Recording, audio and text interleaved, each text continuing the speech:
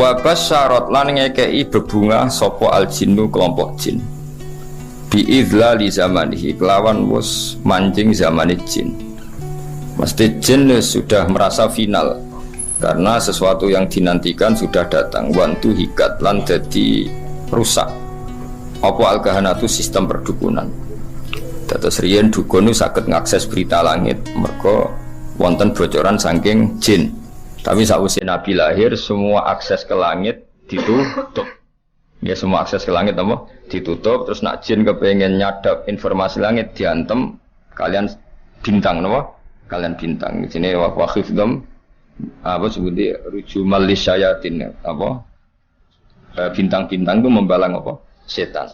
Ya, terutama sausé lahir Kanjeng Nabi Muhammad sallallahu alaihi wasallam. Terus riyen tapi ana hikmahe mulane pangeran nak gawe yo kabeh ana hikmahe. Terus riyen niku jin niku kerja sama kalian dukun.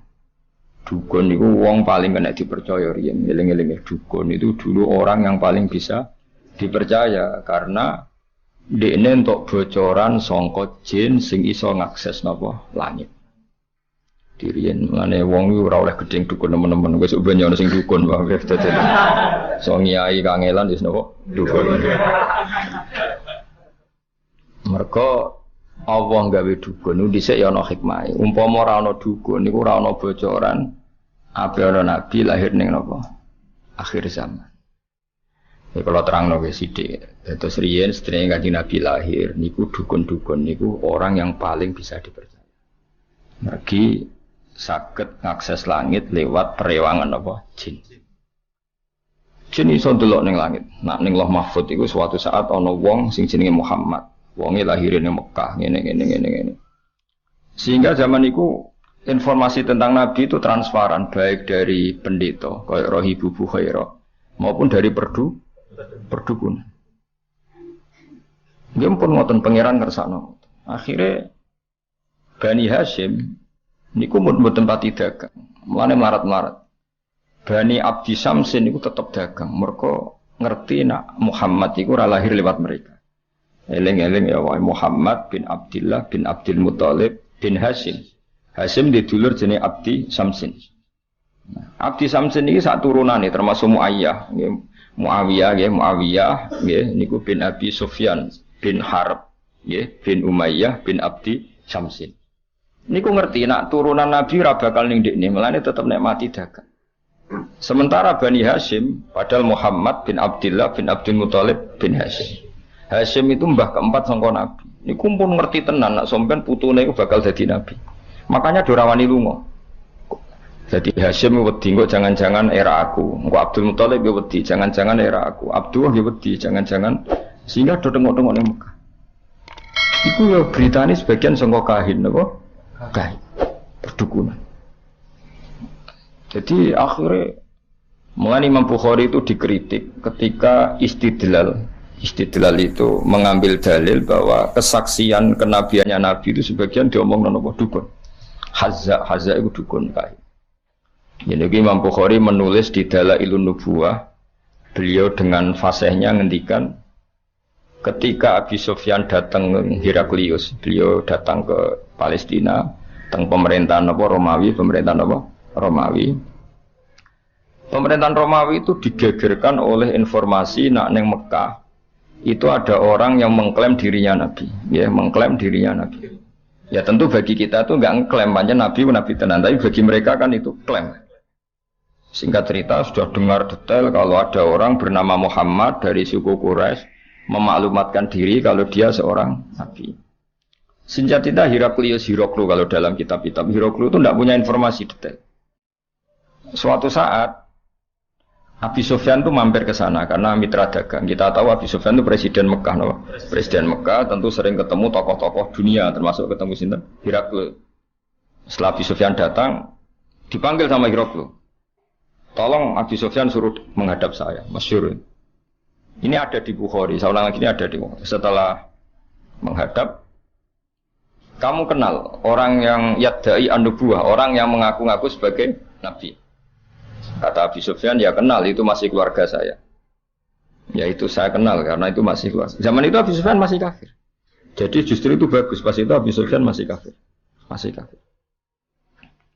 Lalu orangnya sebelum jadi nabi itu pernah bohong enggak? Enggak pernah. Muhammad itu enggak pernah bohong. Justru itu bagus. Karena kesaksian dari seorang musuh apa? Kesaksian dari seorang musuh karena Nabi Sufyan belum iman. Terus bapaknya Muhammad ada yang pernah jadi raja enggak? Enggak. Mbahnya enggak.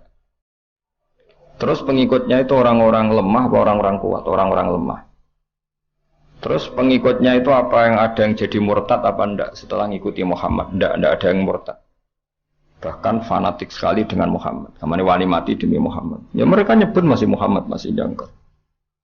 Sampai terus akhirnya dari sekian pertanyaan itu terus Hiroklu membuat tesis sendiri, membuat kesimpulan sendiri.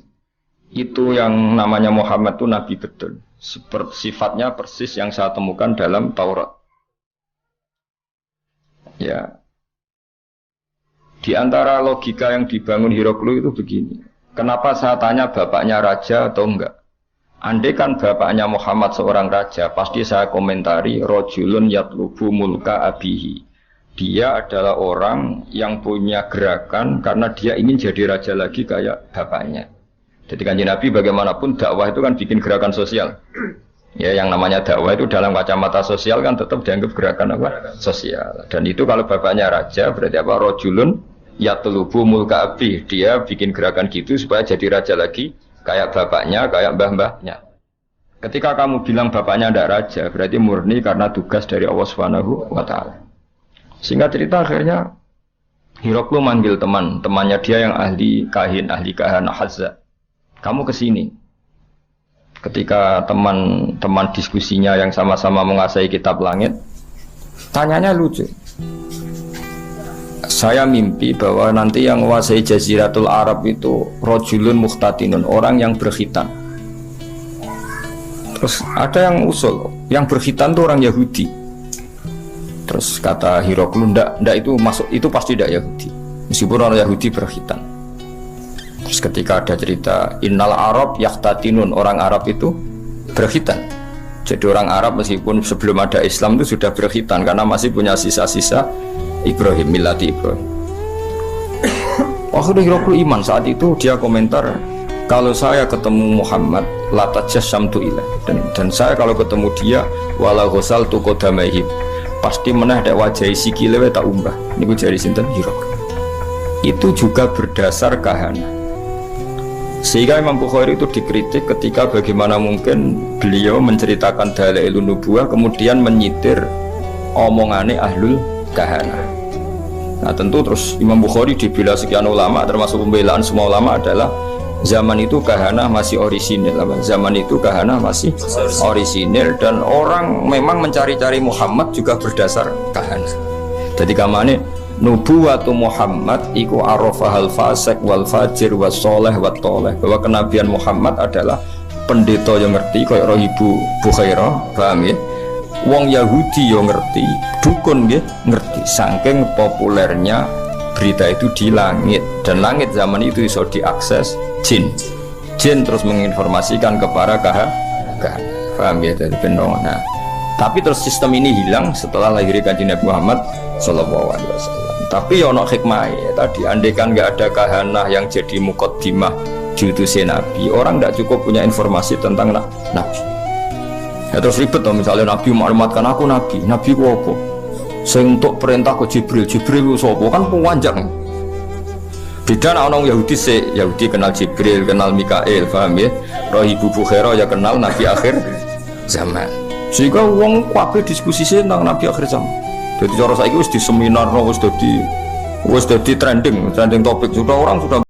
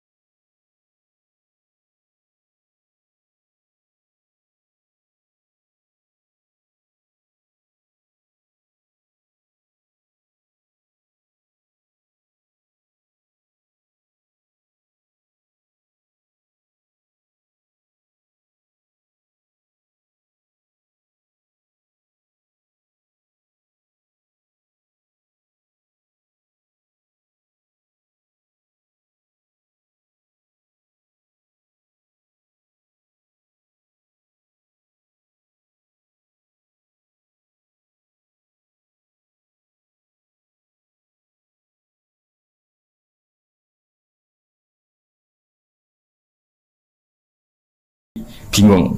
Dan semua orang pintar membicarakan Nabi, tapi untuk membicarakan keindahan Nabi mereka bingung. Maksudnya bingung karena semua kalimat tidak akan mewakili hakikat keindahannya Kanjeng Nabi Muhammad SAW ya. Jadi diredaksikan kayak apa itu tidak akan mewakili hakikat keindahannya Kanjeng Nabi Muhammad SAW. Itu bahasa balaghah apa? Wa fi khula husnihi ta. Ya, wa fi khula husnihi ta. Jadi ketika mensifati keindahan fisiknya Nabi, perilakunya Nabi, akhlaknya Nabi, semua itu tahin, semua itu kebingungan, totaha, semuanya bingung. Ya tadi eleng-eleng ya, terus mulane ngaji utuh khatam, kaya wong-wong Islam garis keras. Wah dukun nggak bisa diterima. Umpama ora ana dukun, ora ana nubuwah. Saiki misale ya, Fir'aun. Kenal tuh teman Fir'aun. Nah, Fir'aun itu nganti ngerti nak ono Nabi Bani Israel ngomongan di sapa cerita. Dukun. Fir'aun diomongi mbek dukun-dukune nanti ada bayi Bani Israel sing kana sababan fi dhahabi mulkika. Nanti bayi ini yang akan menghilangkan kerajaan. Akhirnya semua bayi Bani Israel dibunuh. Ternyata ya nyata yang menghabisi Fir'aun Musa. Otentik. Apa? Otentik. Semua berita gitu. Nabi Muhammad ya sami. Abdul Muthalib ketika putune lahir, sing ditekani pertama ya Kahina, seorang dukun perempuan. Itu omong, putumu iku yabluhu minas syarab al masyariq wal maghrib. Putumu iso ben mulya wetan nganti kulon sak donya mulya. Mulan Abdul Muthalib seneng putune lahir, ya berdasar omongane Kahina.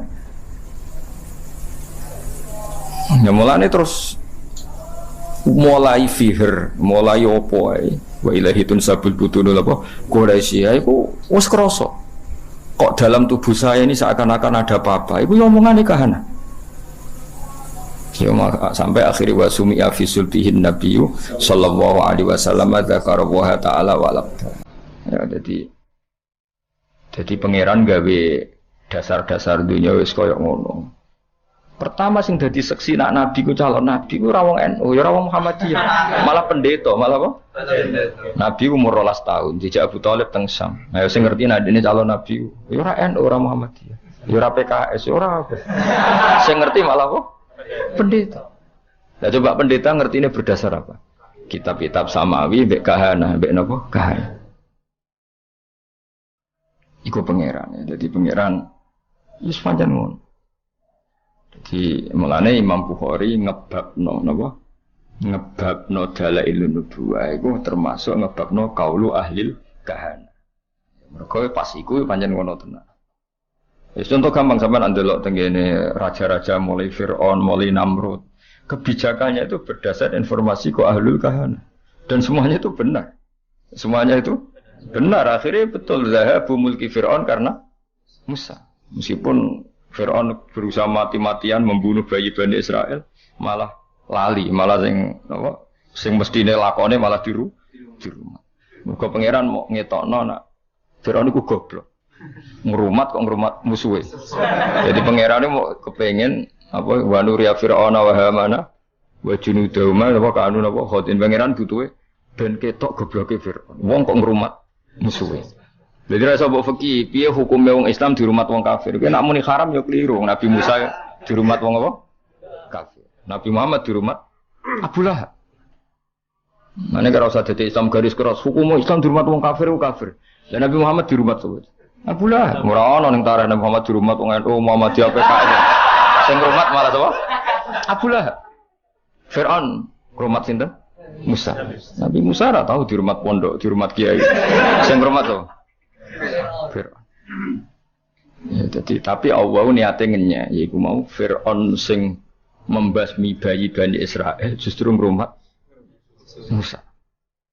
Jadi kamane pangeran kepen maklumat, lagi lho sing aku pangeran, wong kok gobloke ngono. Musa kok di rumah. Izin wa nuriya Fir'auna wa Hamana wa junudahuma wa anu khotiin kabeh ketok gobloke, ketok salah. Wong kok ngrumat Musa. Jadi pangeran cara Jawa melehno sinten? Fir'aun. Tapi omongane kahana iku ora ana sing salah. Ya omongane kahana iku ora ana sing salah.